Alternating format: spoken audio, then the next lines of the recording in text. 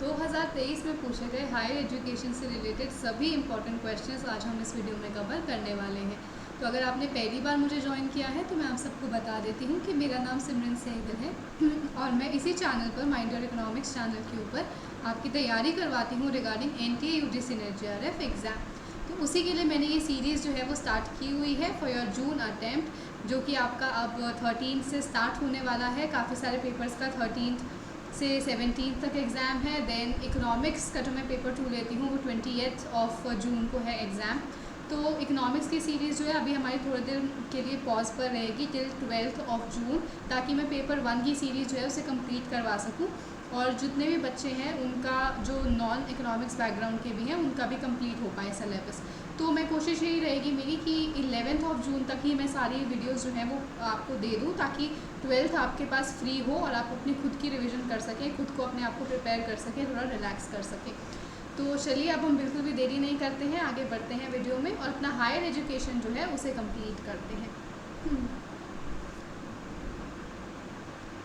Okay, so the very first question here is that according to ancient Hindu system of education, an aspect of education which is emphasized by the upholders of education in democratic society is that education should be free as far as practicable। ठीक है, तो आपका जो ancient Hindu system of education था वो क्या कहता था कि आपकी जो एजुकेशन होनी चाहिए वो फ्री होनी चाहिए और प्रैक्टिकेबल भी होनी चाहिए। ठीक है, सिर्फ थ्योरी पर बेस नहीं होनी चाहिए, प्रैक्टिकल लाइफ से रिलेटेड वो आपकी होनी चाहिए। तो एब्सोल्युटली जो हमारा ancient Hindu system of education है वो इसी चीज़ पे फोकस करता था कि आपकी जो एजुकेशन होनी चाहिए वो फ्री ऑफ कॉस्ट होनी चाहिए, प्लस जो भी आपको एजुकेशन प्रोवाइड की जाती है वो आपकी रियल लाइफ चैलेंजेस जो होंगे उनको सॉल्व करने के लिए प्रोवाइड की जानी चाहिए। ठीक है, ना कि आपको कुछ किताबी ज्ञान वगैरह दिया जाता था।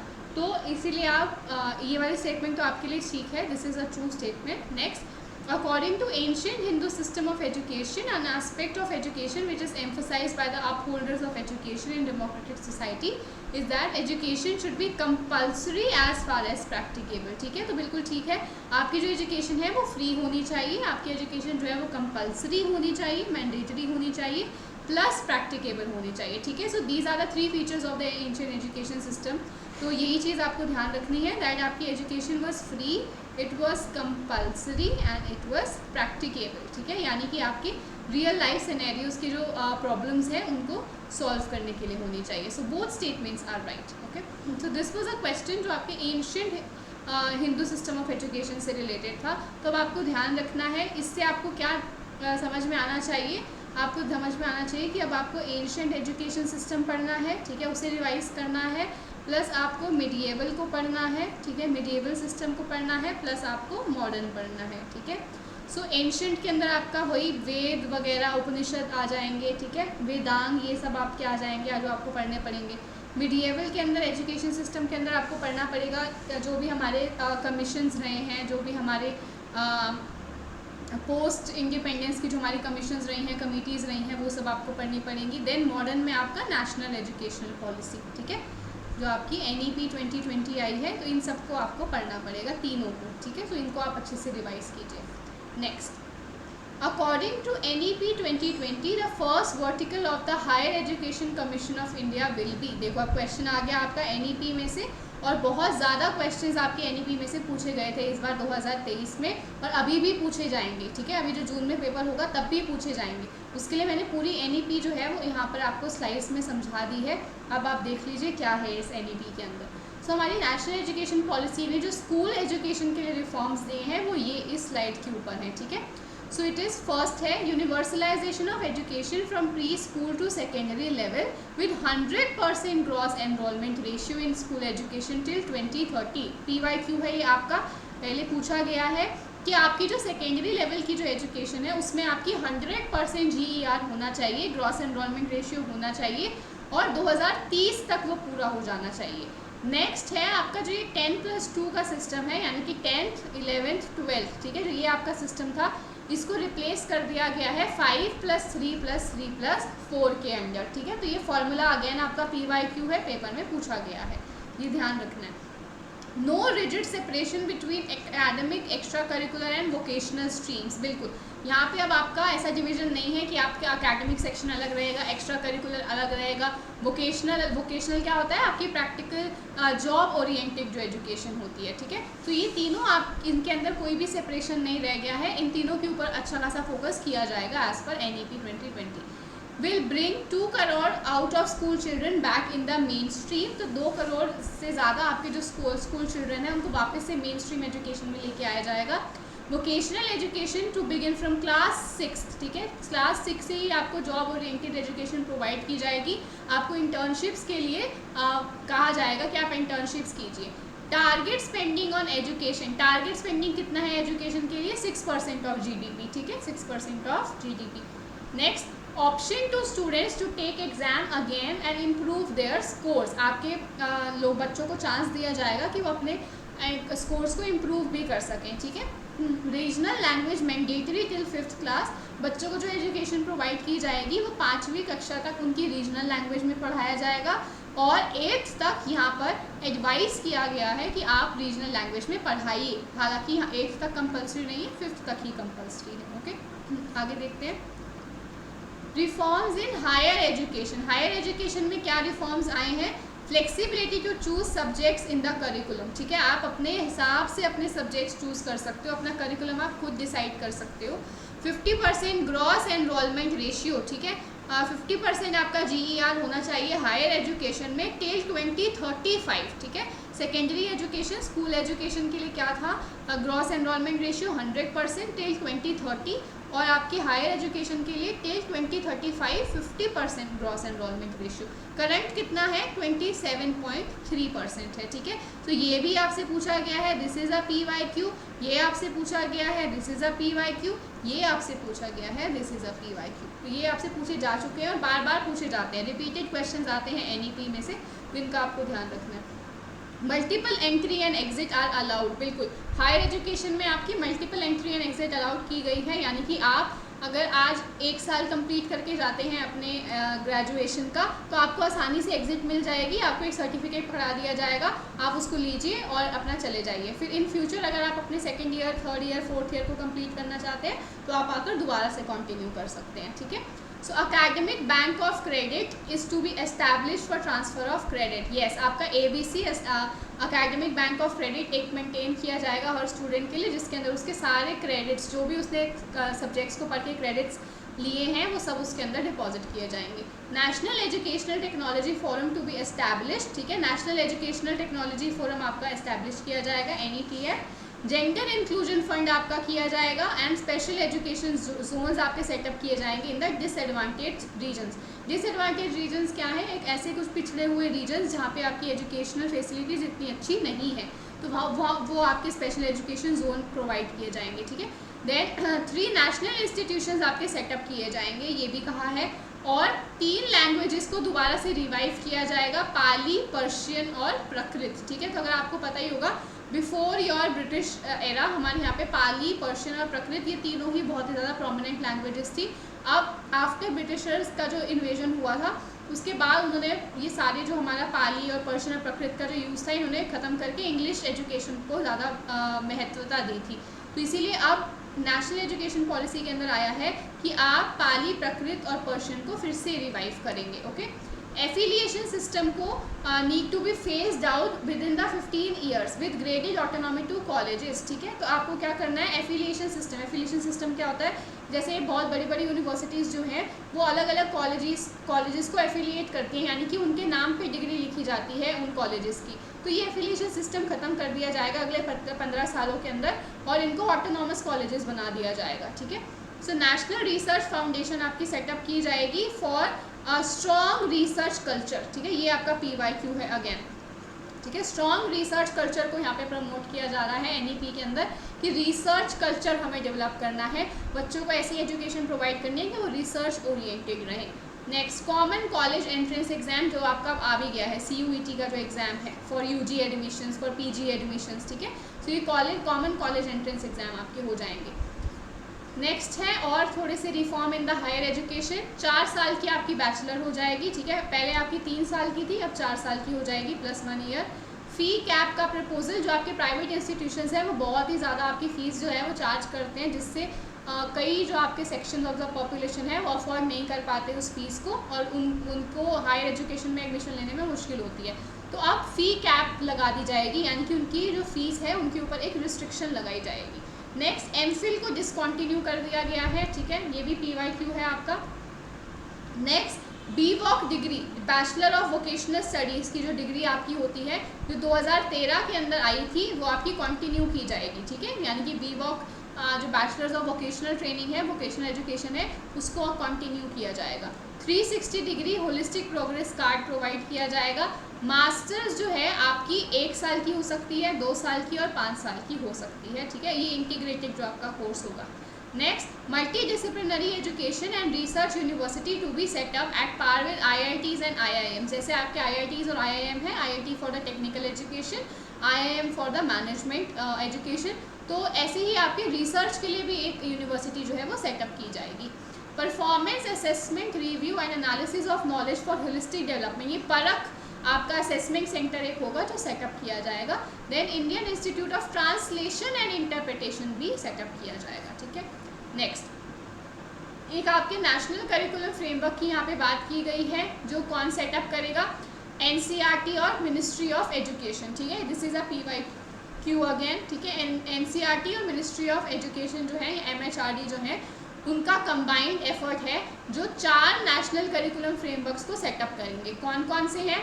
National curriculum framework for early childhood care and education, for school education, for teacher education, for adult education, ठीक है। तो अब इसको आप याद कैसे कर सकते हो? आप ऐसे ध्यान कर सकते हो, एक छोटा सा बच्चा है, ठीक है, पहले वो एक छोटा सा बच्चा था, उसके चाइल्डहुड केयर के लिए बनाया गया, फिर वो स्कूल जाने लग गया, ठीक है, उसके लिए एक केयर के लिए बनाया गया, देन फिर वो एक अडल्ट बन गया तो उसकी केयर के लिए बनाया गया, फिर वो बड़े होकर एक टीचर बन गया तो उसकी केयर के लिए बनाया गया। तो ये चीज़ आप क्या कहते हैं, इस तरीके से आप याद कर सकते हो इसको कि चाइल्डहुड केयर के लिए था सबसे पहले, देन स्कूल एजुकेशन के लिए, फिर अडल्ट के लिए, देन टीचर एजुकेशन के लिए। तो ये 4 आपको ध्यान रखने हैं। Next, national curriculum framework for teacher education, जो यहाँ पे अभी हमने देखा था, national curriculum framework for teacher education जो 3rd वाला था, it is a collective initiative of national council for teacher education, ठीक है, ये NCTE और NCERT इन दोनों का कंबाइंड एफर्ट है, ठीक है। Next, national professional standards for teachers, अब टीचर्स के लिए नेशनल प्रोफेशनल स्टैंडर्ड सेटअप किए जाएंगे। For example, merit based tenure track system, ठीक है, एक merit based tenure track system बनाया जाएगा। Minimum 50 hours of continuous professional development उनकी की जाएगी टीचर्स की। अब एक और चीज़ भी है, ये आपका PYQ है अगेन, आपकी जो BEd है वो 1 साल, 2 साल और 4 साल की हो सकती है। MA का जो आपका आया था, मास्टर्स का भी जो मैंने पीछे करवाया, 1 साल, 2 साल और 5 साल, ये भी आपका PYQ है, ठीक है। चलो next, higher education commission of India, yes, अब यही वाला क्वेश्चन अभी हम कर रहे थे, इसी में से आपको क्वेश्चन पूछा गया है। So higher education commission of India क्या है? ये एक ऐसा अम्ब्रेला इंस्टीट्यूशन सेटअप करने की बात की गई है हायर एजुकेशन के अंदर, जो सारी की सारी हायर एजुकेशन की रिस्पॉन्सिबिलिटी को संभालेगा, भले ही वो उसकी रेगुलेशन हो, भले ही वो उसकी फंडिंग हो, भले ही कोई जनरल काम हो, ठीक है, तो हर चीज़ जो है उससे रिलेटेड होनी चाहिए आपकी। एक ही आपको एजुकेशनल इंस्टीट्यूशन बनाना पड़ेगा, ठीक है, हायर एजुकेशन इंस्टीट्यूशन। चलो, so this needs to be set up as a single umbrella body for entire higher education excluding medical and legal education। Medical और लीगल के ऊपर इनका फोकस नहीं रहेगा, क्योंकि मेडिकल और लीगल के लिए ऑलरेडी है, जैसे, ठीक है, लीगल के लिए आपका बार काउंसिल ऑफ इंडिया है और मेडिकल के लिए भी आपका MCI है, ठीक है ना। चलो नेक्स्ट है आपका, there will be 4 independent verticals, यही आपसे पूछे गए थे कि पहला वर्टिकल कौन सा है, तो ये 4 वर्टिकल्स हैं जो आपको ध्यान रखने हैं। सबसे पहला है आपका फॉर रेगुलेटरी, ठीक है, एक रेगुलेटरी काउंसिल है, सेकंड है आपका जनरल एजुकेशन काउंसिल, तीसरा है ग्रांट्स काउंसिल, ठीक है, और चौथा है आपका एक्रीडेशन काउंसिल। तो ये जो रेगुलेशन वाला है ये किसके लिए होगा? रेगुलेशन के लिए। जनरल जो है ये स्टैंडर्ड सेटिंग के लिए है, ठीक है, प्लानिंग करने के लिए है। Then higher education grant council ये फंडिंग के लिए है, और नेशनल एक्रेडिटेशन काउंसिल एक्रेडिटेशन के लिए, रैंक वगैरह देने के लिए, ठीक है। चलो नेक्स्ट है आपका 5+3+3+ फॉर फार्मूला, ठीक है, इसमें जो 10+2 फार्मूला को जो रिप्लेस किया है वो वाला फार्मूला, अब इसको इन डिटेल हमको पढ़ना पड़ेगा। सो 5 का मतलब क्या है? दिस इज 3+2, 3 आपके प्री स्कूल जो होते हैं, ठीक है, जो आप प्ले वे वगैरह के अंदर जब पढ़ते हैं, और ये 2 साल कौन से हैं? फर्स्ट और सेकेंड क्लास के बच्चे के। ये 3 साल कौन से हैं, तीसरी से 5वीं तक के जो बच्चा पढ़ रहा है, ये 3 साल कौन से हैं, 6ठी से 8वीं तक के, और ये बाकी के 4 साल कौन से हैं, 9वीं से 12वीं साल के बच्चे के लिए। इनको क्या क्या नाम दिया गया है, इसको फाउंडेशनल स्टेज जो 5 साल है, फिर 3 साल को प्रेपरेटरी स्टेज, फिर 3 साल को मिडल स्टेज और लास्ट वाले को सेकेंडरी स्टेज। आप इसको कैसे याद कर सकते हो, FPMS, ठीक है, FPMS से याद कर सकते हो। ओके, चलो, तो इसी के साथ आपका ये कंप्लीट हो जाता है नेशनल एजुकेशन पॉलिसी 2020। इसी से आपको क्वेश्चन पूछा जाएगा, बार बार इसी में से पूछा जाता है, इसलिए मैंने कम्प्लीटली यहाँ पर आपको लगवा दिए। ठीक है, चलो अब इस क्वेश्चन का आंसर क्या होगा। According to NEP 2020 first vertical of higher education commission of India, first vertical कौन सा है आपका, ये नेशनल एजुकेशन रेगुलेटरी काउंसिल। ठीक है, सेकंड कौन सा है, ये सेकंड है जनरल एजुकेशन, थर्ड आपका ग्रांट्स वाला है और फोर्थ आपका एक्रेडिटेशन का है। ठीक है, चलो आगे बढ़ते हैं।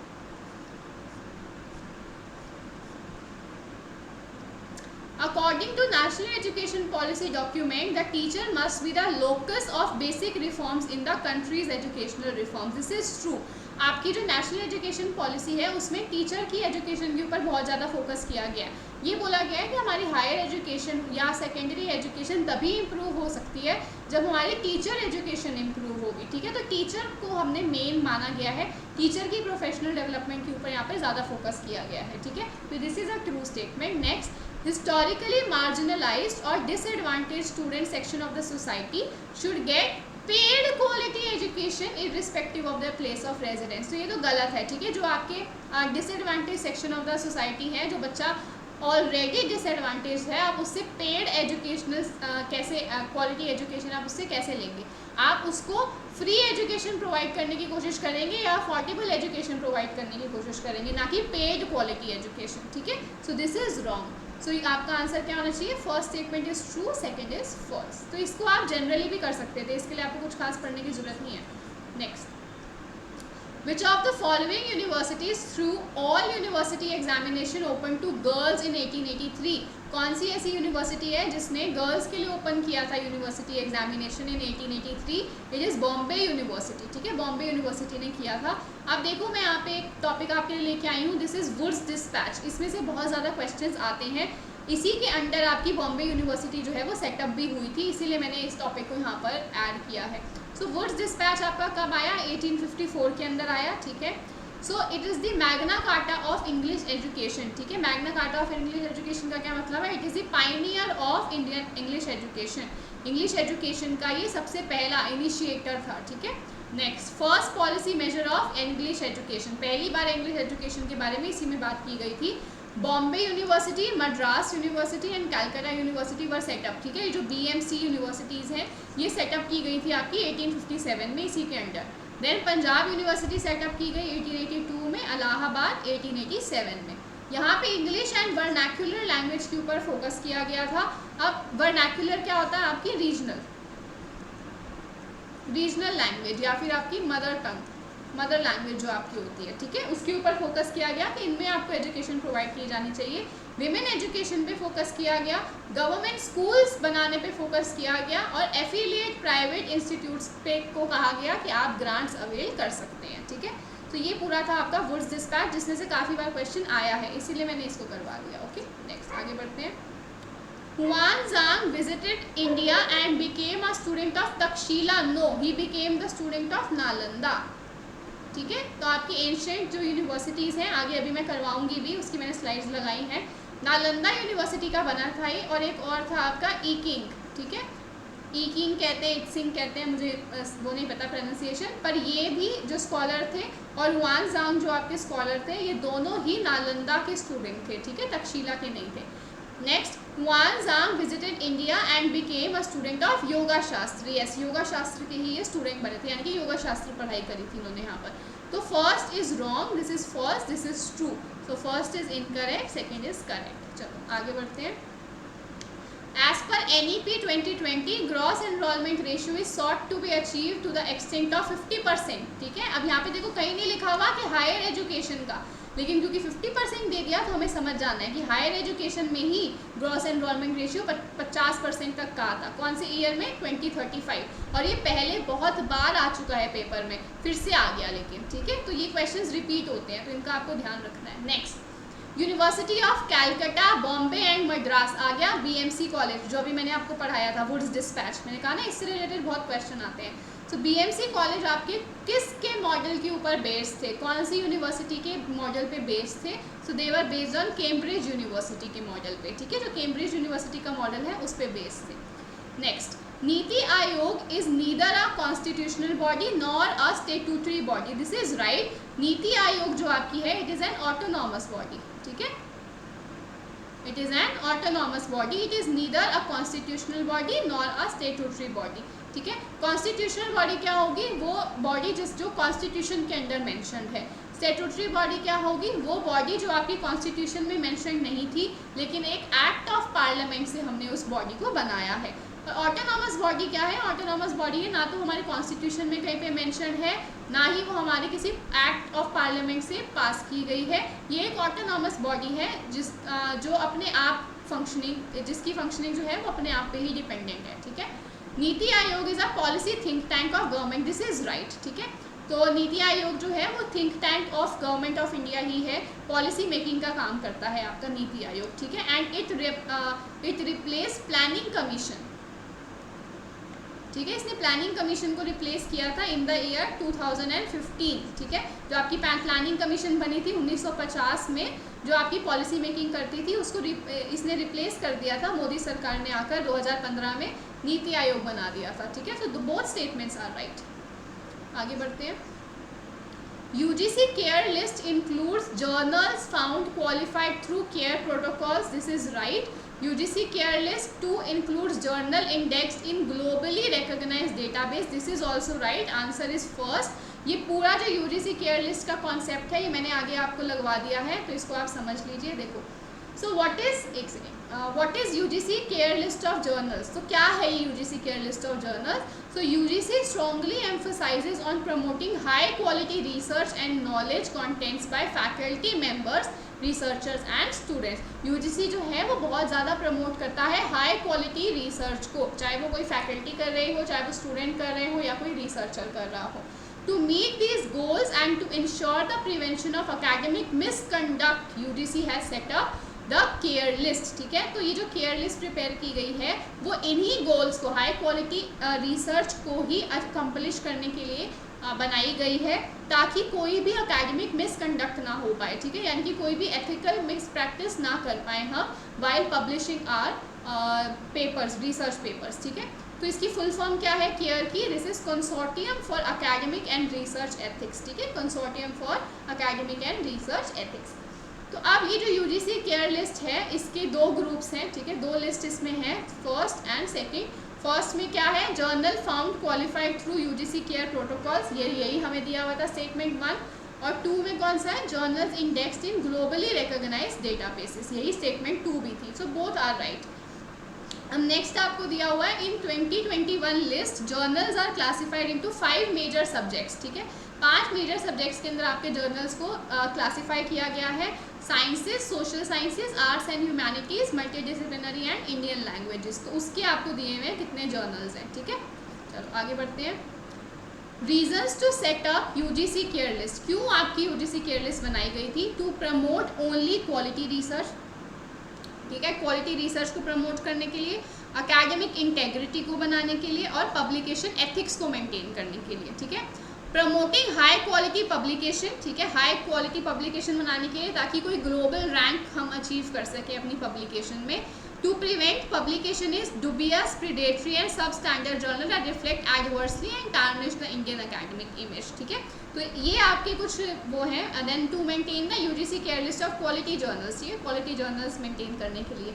तो ये आपके कुछ रीजंस हैं जिसकी वजह से ये प्रिपेयर की गई थी।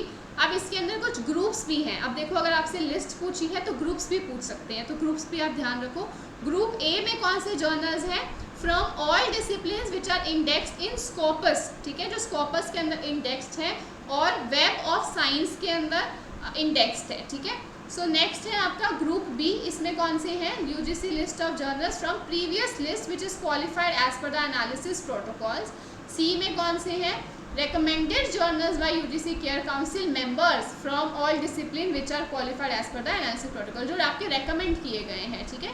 ग्रुप डी में कौन से हैं, journal submitted by UGC care universities for all discipline and languages, ठीक है, जो सबमिट किए गए हैं सारी यूनिवर्सिटीज़ के द्वारा, तो ये ग्रुप डी में आते हैं। ओके, चलो इसका आंसर मैंने आपको बता दिया था क्वेश्चन का, हम आगे बढ़ते हैं।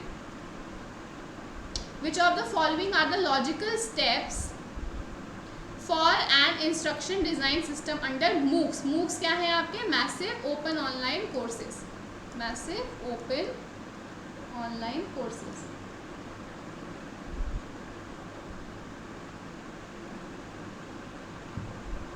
चलो, तो मूक्स आपके कैसे क्यों सेटअप किए गए हैं, पॉलिसी एनालिसिस के लिए तो सेटअप ही नहीं किए जाते, ठीक है, नीड एनालिसिस किए जाती है यहाँ पे, देन कंटेंट एनालिसिस की जाती है, लर्नर एनालिसिस नहीं की जाती, असाइनमेंट एनालिसिस की जाती है, ठीक है। सो आंसर मस्ट बी, एक second,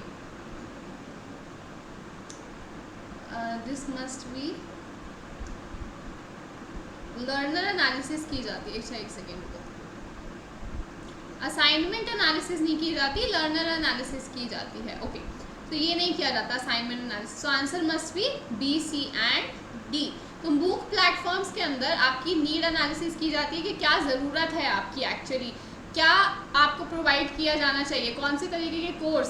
then content analysis, content के ऊपर फोकस किया जाता है कि आपको जो कोर्स प्रोवाइड किया जा रहा है उसका कंटेंट कितना सही होना चाहिए।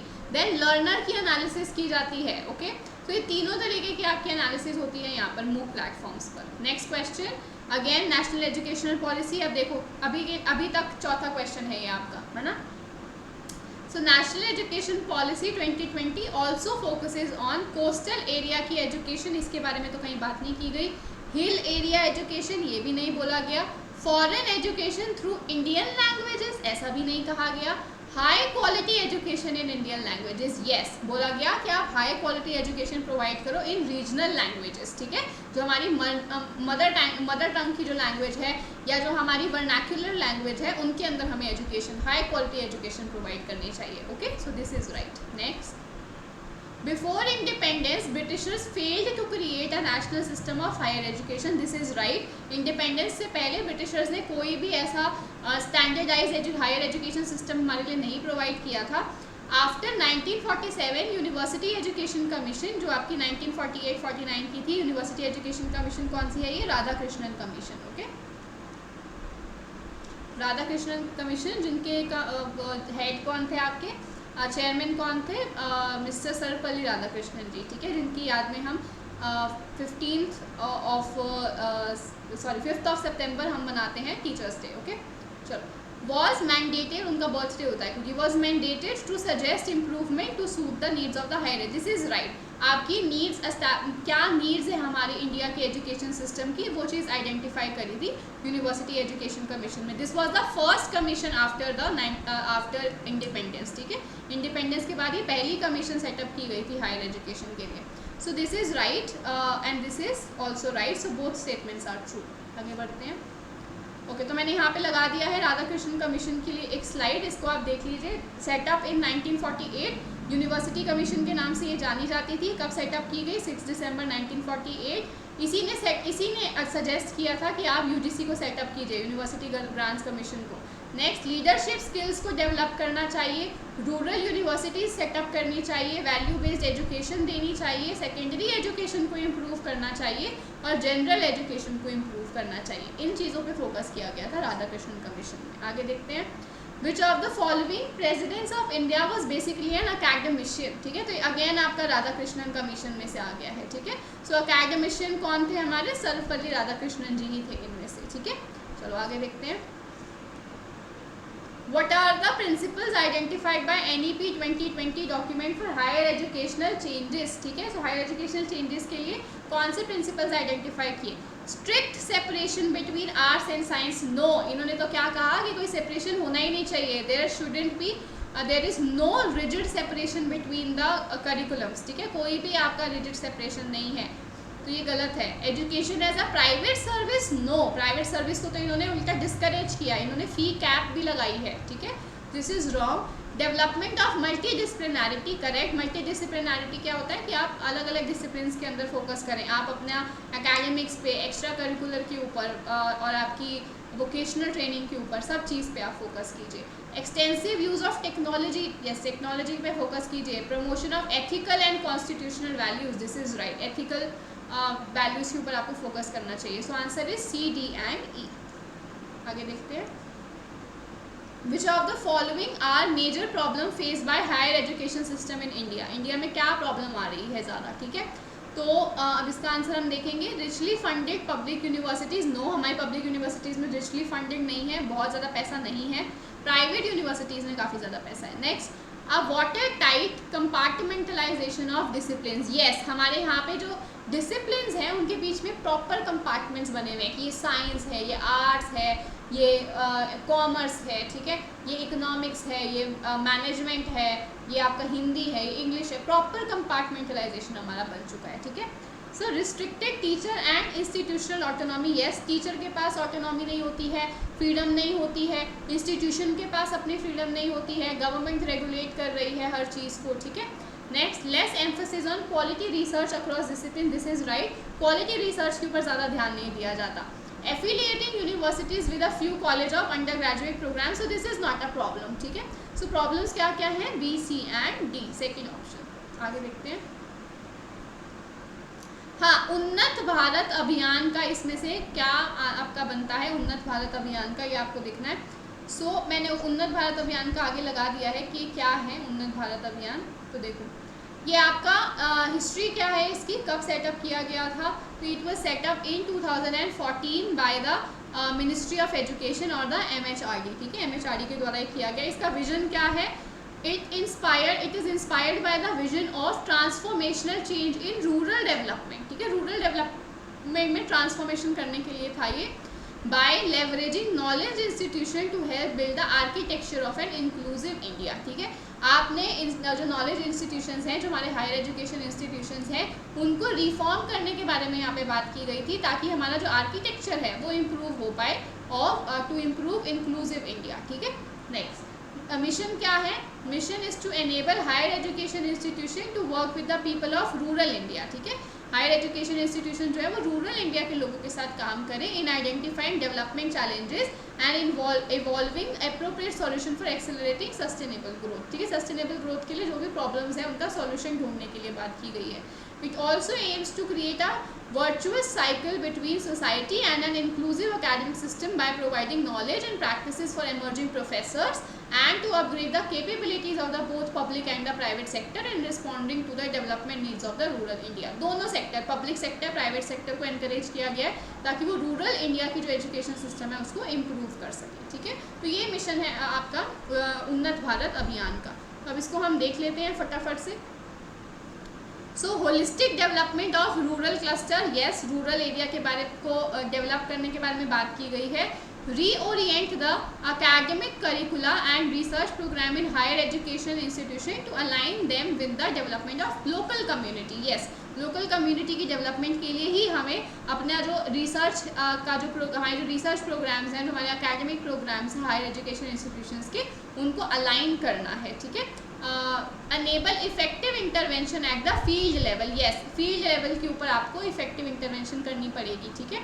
Inculcate the moral values, moral values के बारे में यहाँ पे कहीं पे बात नहीं की गई थी, ठीक है। सो A, B and C first. आगे देखते हैं नेक्स्ट क्वेश्चन। अच्छा, इसके कुछ गोल्स भी हैं, वो इसको आप देख लीजिएगा, यहाँ से स्क्रीनशॉट आप ले सकते हैं, इसको आप पढ़ सकते हैं। Next, which of the following are the central universities of India? Yes, now this is also an important question जो बार बार पेपर में पूछा जाता है, ठीक है। आपको ऐसे ही एक लिस्ट दे दी जाती है और आपसे पूछते हैं इनमें से कौन सी सेंट्रल यूनिवर्सिटीज़ हैं या कौन सी सेंट्रल यूनिवर्सिटी नहीं है, या कौन सी स्टेट यूनिवर्सिटी है या कौन सी स्टेट यूनिवर्सिटी नहीं है। तो अब देखो, इतनी सारी स्टेट यूनिवर्सिटीज़ हैं, इतनी सारी हमारी सेंट्रल यूनिवर्सिटीज़ हैं, तो आपको याद कैसे रहेगा, ठीक है। तो उसकी एक लिस्ट है जो आपकी UGC ने प्रोवाइड की हुई है। वो जो लिस्ट है मैं अपने टेलीग्राम चैनल के ऊपर अभी थोड़ी देर के अंदर पोस्ट कर दूँगी, ठीक है। जब आप ये वीडियो देखेंगे उसके बाद आप मेरे टेलीग्राम चैनल को ज्वाइन कीजिएगा, which is mind your economics. नीचे आपको मिल जाएगा, लिंक मिल जाएगा इसका, मेरे टेलीग्राम चैनल का, उसे आप ज्वाइन कीजिएगा। वहाँ पे मैं पूरी लिस्ट भेज दूँगी, सेंट्रल यूनिवर्सिटी कितनी है, स्टेट यूनिवर्सिटी कितनी है, डीम्ड टू बी यूनिवर्सिटी कितनी है, प्राइवेट यूनिवर्सिटीज़ कितनी हैं और कौन कौन सी हैं, वो सारी लिस्ट मैं आपको भेज दूँगी, उसे आप एक दो बारी पढ़ लीजिएगा, फिर आपको आइडिया लग जाएगा और आप आराम से आंसर कर पाएंगे। याद नहीं करना है क्योंकि वो बहुत सारी हैं, ठीक है, 1000 से ऊपर यूनिवर्सिटीज़ हैं हमारे इंडिया के अंदर, तो आप सारी तो याद नहीं कर सकते, पर जब आप एक बार नज़र मारोगे तो आपको याद रह जाएगा, थोड़ा थोड़ा भी रह गया तो भी आप आंसर कर पाओगे। ओके, चलो इसका आंसर हम करते हैं सिंपली। सो कौन सी सेंट्रल यूनिवर्सिटीज़ हैं इसमें से आपकी, नागालैंड यूनिवर्सिटी है, सिक्किम यूनिवर्सिटी है, मणिपुर यूनिवर्सिटी है, ठीक है। सो ये दोनों आपकी सेंट्रल यूनिवर्सिटीज़ नहीं हैं। Okay, so A, C and D, second option is the right option. आगे देखते हैं। UGC became a statutory organization of the government of India in the year 1956, तो दिस इज राइट, 1956 के अंदर आपकी बन जाती है UGC।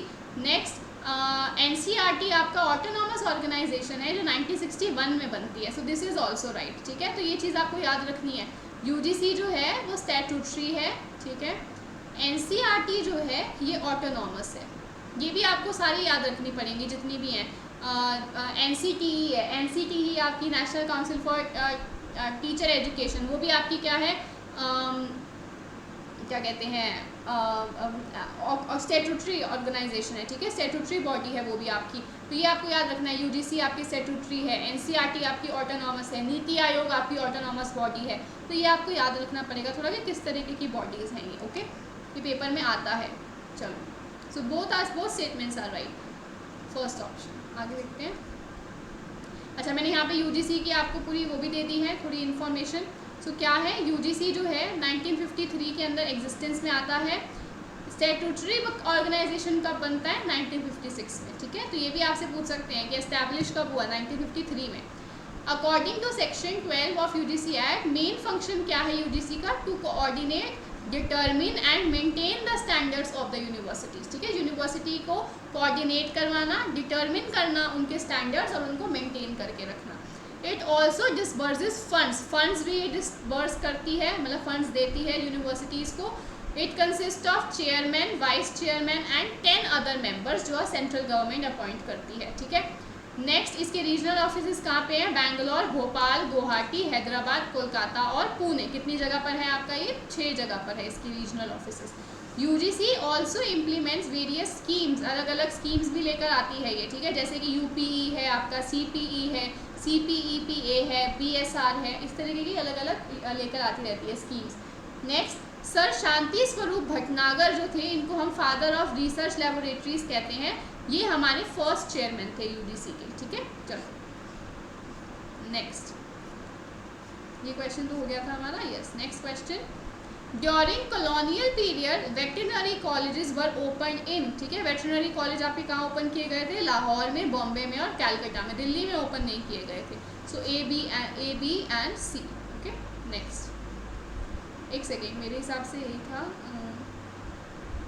हाँ ठीक है।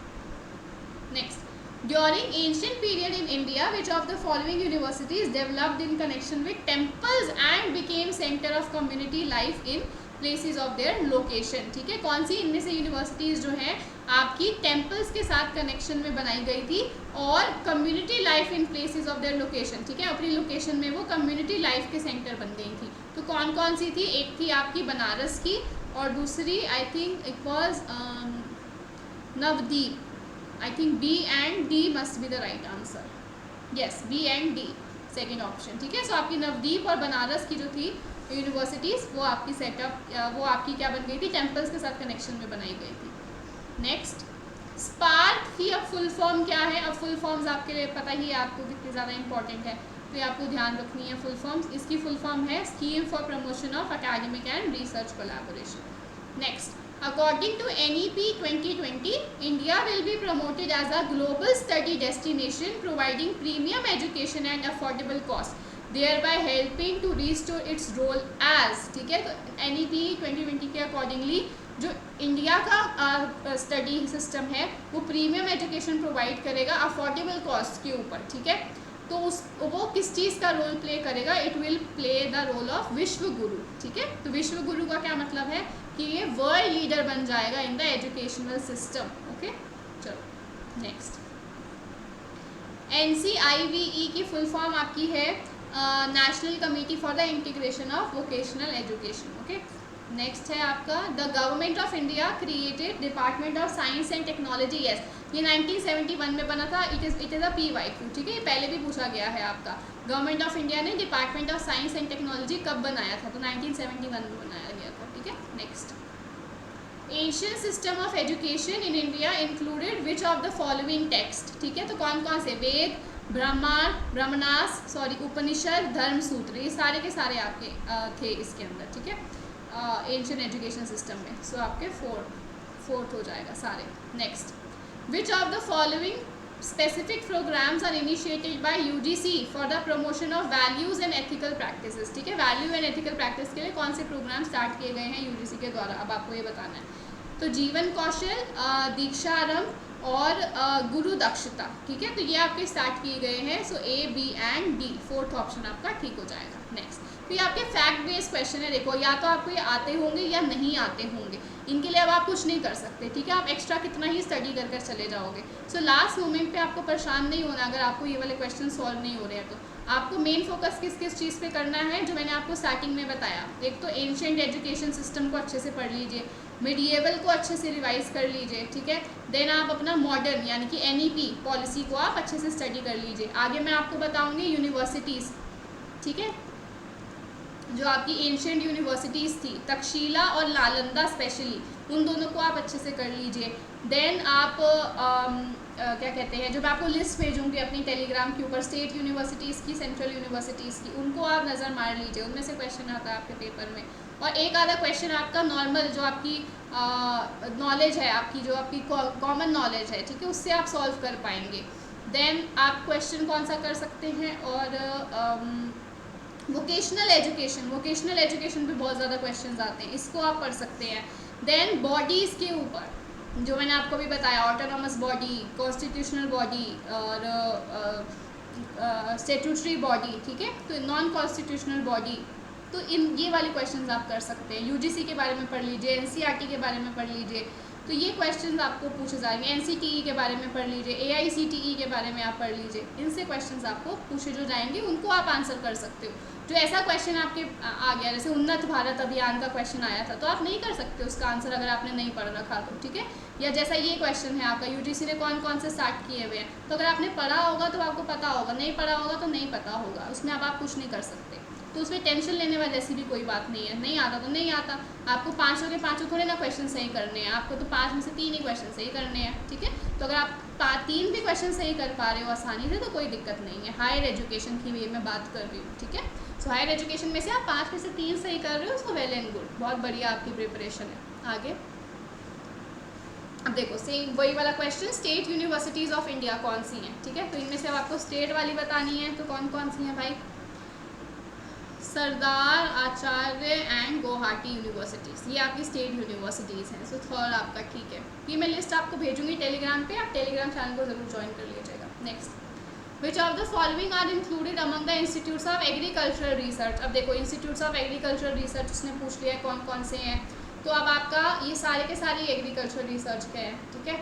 नेक्स्ट है आपका,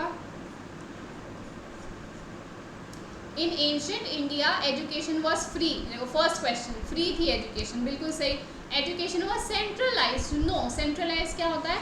सेंट्रलाइज का मतलब होता है कि आपको एक सेंटर से इंफॉर्मेशन प्रोवाइड की जा रही है, ठीक है। यानी कि आपका किसी स्कूल से या किसी यूनिवर्सिटी से आपको एजुकेशन मिल रही है, तो ऐसा नहीं होता था, ठीक है। आप अपने गुरु से जाके लेते थे एजुकेशन, आप अपनी माता से एजुकेशन लेते थे, अपने पिता से एजुकेशन लेते थे, जो सेंट्रलाइज नहीं थी education. So first is right और सेकेंड इज इनकरेक्ट, ओके। हाँ, थर्ड ऑप्शन आपका ठीक हो जाएगा, ठीक है। चलो नेक्स्ट, फेमस ग्रामेरियन पाणिनि ने कहाँ से अपनी एजुकेशन ली थी, ठीक है। तो he gain his education from Takshashila. तो अब इसको हम देख लेते हैं भाई। अब एंशिएंट यूनिवर्सिटीज़ का जो कॉन्सेप्ट है, ये भी आगे पेपर में पूछा जाता है। तो नालंदा यूनिवर्सिटी सबसे पहले देखते हैं, कहाँ पर थी ये? बिहार में, पटना राजगृह के अंदर। किसने बनाई? कुमार गुप्त ने बनाई, ठीक है, जिसको हम शंकरादित्य के नाम से भी जानते हैं। कब फ्लरिश हुई थी? गुप्ता डायनेस्टी में। कब डिस्ट्रॉय हो गई? बख्तियार खिलजी के द्वारा डिस्ट्रॉय की गई। कौन सी रिवर के पास है? सरस्वती रिवर। कौन से सब्जेक्ट के लिए ये फेमस थी? हीनयान के लिए फेमस थी, ठीक है। बुद्धिज्म का जो हीनयान कॉन्सेप्ट था, हीनयान था, एक वज्रयान था, एक महायान था, तो हीनयान के लिए नालंदा फेमस थी। और यहाँ पे एडमिशन के लिए आपको मिनिमम 20 साल का होना चाहिए। कहाँ कहाँ से लोग आते थे? Sri Lanka, Korea, Japan, China, Tibet, Indonesia, Russia, Turkey. 2010 के अंदर ये सेंट्रल यूनिवर्सिटी घोषित कर दी गई थी। इसकी एक धर्मगूंज लाइब्रेरी थी जिसके 3 सेक्शन थे, एक रत्न सागर, एक रत्नोदवी, एक रत्नयंजक। 2009 के अंदर ये यूनेस्को की टेंटेटिव लिस्ट में आया था और 2016 में ये यूनेस्को की परमानेंट लिस्ट का पार्ट बन गई थी नालंदा, ठीक है।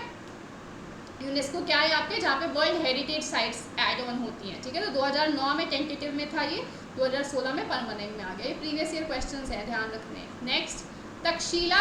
तक्षशिला आपकी वर्ल्ड की पहली यूनिवर्सिटी है। कहाँ पे सेटअप है ये? रावलपिंडी, पाकिस्तान में है ये। किंगडम ऑफ गांधार के अंदर ये फ्लरिश हुई थी। देन इंडस रिवर के पास है ये, ठीक है, जैसे वो सरस्वती, ये इंडस। मेडिसिन के लिए ये बहुत ज़्यादा फेमस थी। दोनों एजुकेशन, बुद्धिस्ट और ब्राह्मणिकल एजुकेशन, दोनों के लिए फेमस थी। वर्ल्ड हेरिटेज साइट ये कब बनी यूनेस्को की? 1980 के अंदर। ग्रीस कल्चर से काफ़ी ज़्यादा ये इन्फ्लुएंस्ड थी। 16 साल का आपको होना चाहिए एडमिशन के लिए। कोई यहाँ पे एग्ज़ाम सिस्टम नहीं था। नालंदा में एग्ज़ाम सिस्टम था, तक्षशिला में कोई एग्ज़ाम सिस्टम नहीं था। ग्रेजुएट्स इसके कौन कौन से थे? चाणक्य, जिसको हम कौटिल्य या विष्णुगुप्त के नाम से भी जानते हैं, जिन्होंने अर्थशास्त्र लिखी थी। दिस इज अ PYQ, ठीक है। पाणिनि, जो क्वेश्चन अभी आपसे पूछा गया था, ठीक है, वो ग्रामेरियन थे, ग्रामेरियन थे ये आपके, तो ये भी यहीं के ग्रेजुएट हैं। देन चरक, जिन्होंने चरक संहिता लिखी है। विष्णु शर्मा, जिन्होंने पंचतंत्र को कंपाइल किया है। जीवक, ठीक है, तो ये आपके तक्षशिला हो गया। नेक्स्ट अब आपकी कुछ यूनिवर्सिटीज़ हैं जो पूछी जाती हैं कभी कभी। सो वल्लभी है। वल्लभी जो है आपकी गुजरात के अंदर है, जिसको आप वेस्ट की हमारी फेमस यूनिवर्सिटी है, ये वल्लभी ही है। ये भी हीनयान के लिए फेमस है। विक्रमशिला आपकी धर्मपाल ने सेटअप की थी। देन गंगा रिवर के पास है, ये बिहार में है, फेमस फॉर तांत्रिक ज्ञान के लिए ये फेमस है। जगदला आपकी पाल किंग ने सेटअप करी थी। सेंटर फॉर बुद्धिस्ट एजुकेशन है ये। वज्रयान के लिए ये फेमस है, ठीक है, वज्रयान के लिए जगदला फेमस है। मिथिला तत्व चिंतामणि यहाँ लिखी गई। नव न्याय यहाँ पर लिखी गई। ब्राह्मणिकल एजुकेशन किसके लिए ये ज़्यादा फेमस थी? न्याय के लिए, लॉजिक, ठीक है, लॉजिक या न्याय के लिए ये फेमस है। ये आपका PYQ है, ठीक है। तो न्याय की एजुकेशन या आपकी न्यू लॉजिक की जो एजुकेशन है उसके लिए कौन सी फेमस है? मिथिला फेमस है। नाडिया गंगा रिवर के पास है। 3 इसके सेंटर हैं, नवद्वीप, शांतिपुर और गोपालपुर। फेमस लॉजिक के लिए, ये भी लॉजिक के लिए फेमस है। उदांतापुरी बिहार बाय गोपाल, ठीक है। तो ये आपको ध्यान रखनी है एंशिएंट यूनिवर्सिटीज़। चलो, इसका आंसर मैंने आपको बता दिया था। पाणिनि कहाँ के थे? स्कॉलर तक्षशिला के। आगे देखते हैं। NCTE देखो, अब आपका आ गया national council for teacher education, ठीक है। तो ये 1995 में सेटअप की जाती है। कैसी बॉडी है ये? स्टैट्यूटरी बॉडी है, okay. Next, second vertical of higher education, ठीक है, of India will be a meta accrediting body called national accreditation council. So this is wrong. Second vertical आपका कौन सा था? जनरल काउंसिल, ठीक है, जनरल काउंसिल आपकी थी। नेक्स्ट है, in the long run it is envisaged that accreditation will become a binary process as per extent global practice. In the long run accreditation will become, this is right, ठीक है। तो देखो, अब आपका जो ऑप्शन दे रखा है, आंसर जो इसका दिया हुआ है, that is first, both statements are right, but second vertical हमारा NAC नहीं था, this is the fourth vertical, है ना। सो मेरे अकॉर्डिंगली जो आंसर दिया गया है वो गलत दिया गया है। बाकी आप इसको चेक करके खुद भी देख सकते हैं, okay. Next, Which of the following are the grounds on which discrimination of citizens for admission to educational institution in India constitutionally prohibited? ठीक है, किसके बेसिस पे आप डिस्क्रिमिनेशन नहीं कर सकते हो एडमिशन के टाइम पे, ठीक है। तो रिलीजन और रेस के बेसिस पे आप नहीं कर सकते हो, ठीक है। So this is right. Then आपका sex and place of birth, इसके बेसिस पे आप नहीं कर सकते हो। नेशनैलिटी एंड कलर के बेसिस पे नहीं कर सकते हो। देन एज एंड नेटिविटी के बेसिस पे। तो सारे आपके मुझे लग रहे हैं सही। 34 का सेकेंड, अच्छा एक सेकेंड रुको, देखते हैं इस क्वेश्चन को हम फिर से पढ़ लेती हूँ, मुझे लग रहा है मैंने गलत ना पढ़ लिया। So which of the following are the grounds on which discrimination of citizens for admission to education institution prohibited? Yes. तो आप डिस्क्रिमिनेशन किस बेसिस पे नहीं कर सकते हो लोगों में इन द एजुकेशनल इंस्टीट्यूशन? तो रिलीजन के बेसिस पे, रेस के बेसिस पे आप नहीं कर सकते, sex and place of birth के हिसाब से आप नहीं कर सकते, नेशनैलिटी के हिसाब से आप कर सकते हो। यस, नेशनैलिटी के हिसाब से आप कर सकते हो। यानी कि अगर आपका कोई फॉरेनर है तो उस पे उसके अलग तरीके से एडमिशन होता है, यहाँ पे आपका अलग तरीके से, जो नेशनल सिटीजन होते हैं उनका एडमिशन अलग तरीके से होता है। एज एंड नेटिविटी के हिसाब से भी आपका होता है, और एज के हिसाब से तो होता ही है, ठीक है ना। एज के हिसाब से होगा आपकी कुछ मिनिमम एज होती है जब आप एडमिशन लेते हो तो, ठीक है। So A and B must be the right answer. बाकी ये थोड़ा सा वेग था question. Okay, so last question for this video is National Board of Accreditation (NBA) is entrusted with ensuring quality assurance in the discipline of। अब आपका जो ये national board of accreditation है, NBA जो है, it is for technical education के लिए, ठीक है। टेक्निकल एजुकेशन प्लस मैनेजमेंट की जो एजुकेशन आपकी होती है उसके लिए आपका ये है नेशनल बोर्ड ऑफ एक्रेडिटेशन। इनकी एक्रेडिटेशन ये करता है, रैंकिंग देता है। सो ह्यूमैनिटीज़ नहीं, आर्किटेक्चर को देगा, इंजीनियरिंग टेक्नोलॉजी को देगा, नेचुरल साइंस को नहीं देगा, मैनेजमेंट को देगा। सो बी एंड ई, एक second, B C and E, एक सेकेंड, हाँ, B C and E second option, ठीक है। मुझे ऑप्शन नहीं दिखा था, second option is the right answer. Okay, चलो। सो इसी के साथ हमारी जो वीडियो है ये एंड पर आती है। यहाँ पे मैंने एनबीए का आपको पूरा थोड़ा सा दे रखा है कि एनबीए कब सेटअप हुआ, 1994 में। ये ऑटोनॉमस बॉडी है, ठीक है। किसने सेटअप करी है ये? AICTE ने, all India council for technical education, ठीक है। उन्होंने सेटअप करी है ये मैनेजमेंट को, आर्किटेक्चर को और आपके जो इंजीनियरिंग के कॉलेजेस हैं इनको एक्रेडिट करती है, ठीक है। चलो, so thank you so much everyone for joining today's video. I hope आपके लिए काफ़ी ज़्यादा यूज़फुल रही होगी, काफ़ी नए कॉन्सेप्ट आपने सीखे होंगे। इसके साथ मैं आपको रेकमेंड करूँगी कि आप मेरी हायर एजुकेशन की जो मैराथन है, मैराथन की जो एक वीडियो है उसे आप ज़रूर से देख लीजिएगा। उसका लिंक आपको या तो यहाँ पर दिखेगा या यहाँ पर दिखेगा, अभी दिख रहा होगा, नहीं तो थोड़ी देर के अंदर दिखेगा, तो उसे आप ज़रूर से देख लीजिएगा।